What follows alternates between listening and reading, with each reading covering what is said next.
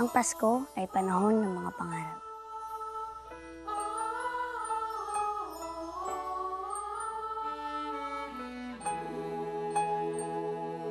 Ang pinaka-wish ko is that people will learn to practice the spirit of Christmas. Tunay yung pagbigay ng gift. It will be creative ways of showing love in every way possible.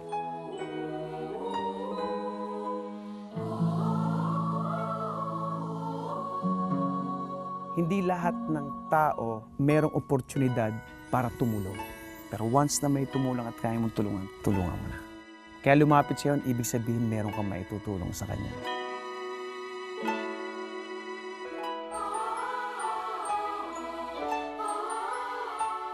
Mas feel ko na Christmas na kung may snow.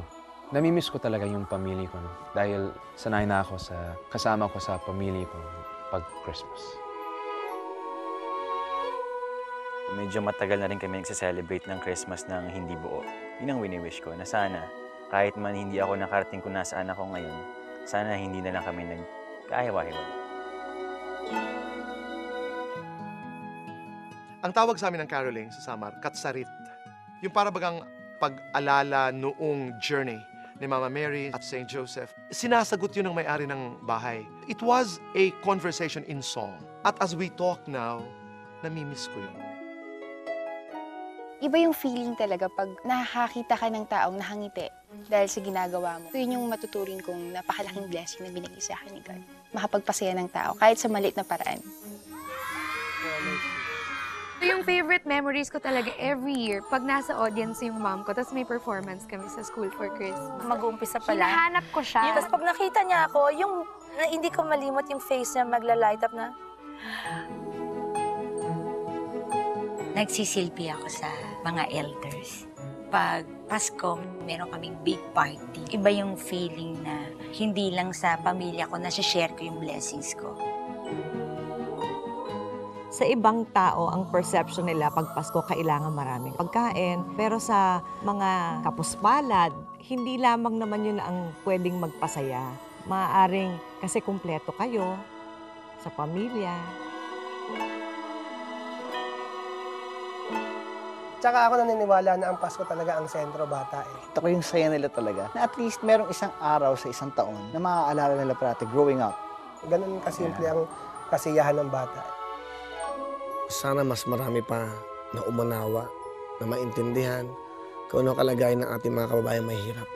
Kung meron akong isang wish sa Pasko, maging isa sa mga tao na parang tumulong para ma-eliminate natin yung ganitong sitwasyon ng mga bata sakali.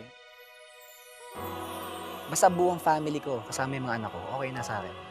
Yung Pasko na dadating ngayon, sana mabigay ko ng tama sa mga bata. Ngayon, mas na-appreciate ko yung pagiging kumpleto ng isang pamilya na nagkaanak ako dahil pinakamahalaga sa bata yung nandiyan ka. When parents start commenting on how well you raised your children, that's the greatest gift that a child can give you. I would like to see my dad na ang dami pa niyang napapasaya. Magmula nung nalaman namin that our mom was sick, every day that she has been alive has been Christmas for us.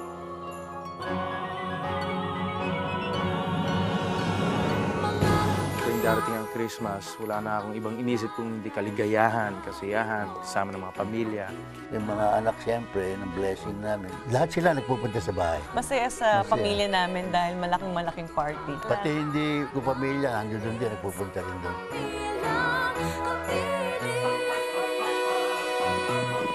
We make it a point na ito namin yung mga bata na na-enjoy nila yung Pasko. We tell them na you share your blessings.